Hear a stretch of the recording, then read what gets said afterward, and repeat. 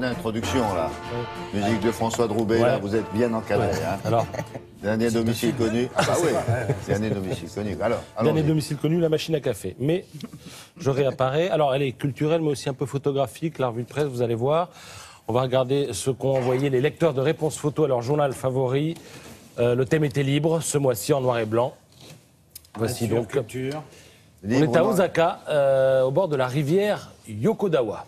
Voilà, oui, vous appréciez cette photo. 100 € pour son auteur. Alors, parce qu'on gagne des sous. Et oui, on gagne des sous. On gagne 75 € quand on est deuxième, ce qui est le cas de l'auteur de cette photo. Regardez, ça a été pris en Charente, à Solgon. Alors, le 15 mai, dans ce petit village, on couronnait la 82e rosière. C'est une jeune fille méritante, choisie chaque année dans le village. La personne était là, elle prenait pas de photos. Et puis tout à coup, il y a une giboulée qui s'abat sur le cortège. Et là, elle tombe sur des scènes intéressantes. Et du coup, elle a sorti son appareil, elle a fait cette photo. Deuxième prix, 75 €.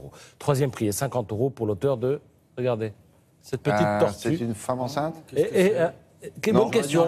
Non, je sais pas. Incapable de vous dire, ça peut être un ventre, ça peut être un genou, ça peut être... voilà. Non, un doigt. Ça peut être un doigt, mais alors la tortue est vraiment pequeña. Allez, c'est une petite... Énorme pouce. Un énorme pouce, oui. Là, elle est petite, la tortue. Ça se voit. Et c'est quoi alors? Ah ben, mais on ne le sait pas. C'est ton imagination. C'est ce que tu veux. Ce que ton imagination a décidé que ce soit. Il faut envoyer ses photos. À réponse photo, et si vous êtes sélectionné, vous êtes publié. C'est un mensuel et primé. D'accord.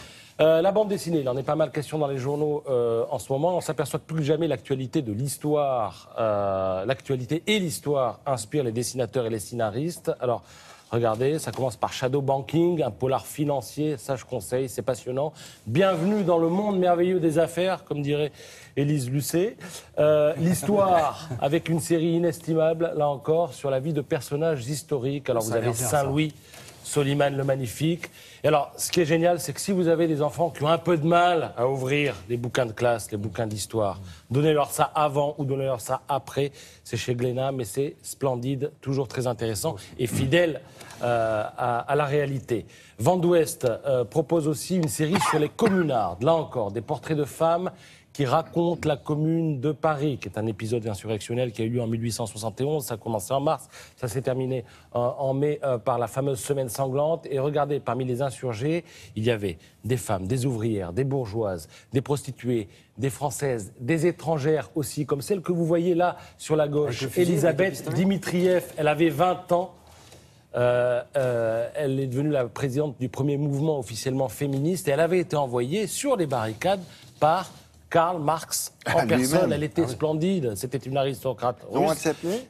Elisabeth Dimitrieff. Et Karl Marx donc l'avait envoyée et on retrouve évidemment Karl Marx. On a aperçu le dessin avec Engels.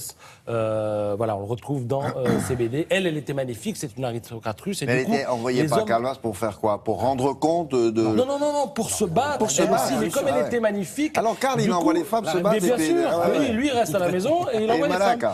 Et ce qui était intelligent de sa part, c'est qu'il envoyait une femme splendide. Que, du coup, les hommes qui étaient un petit peu de leur côté pendant la Commune...